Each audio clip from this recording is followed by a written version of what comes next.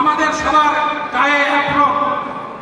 হঠাৎ এক বৃদ্ধ চাচা এসে বলল যে বাবা তোমরা কি সিটি কর্পোরেশন? যে চাচা না, আমরা সিটি কর্পোরেশনের কর্মী না, তবে আমরা কর্মী ঠিকই, শহীদ জিয়ার আদর্শের কর্মী, আমরা স্বেচ্ছাসেবক দলের কর্মী।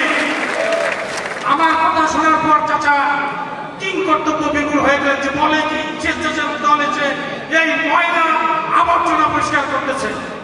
পরে উনি মুচকি এসে বললেন যে হ্যাঁ, আমরা আপনাদের কাছে এটাই দেখতে চাই।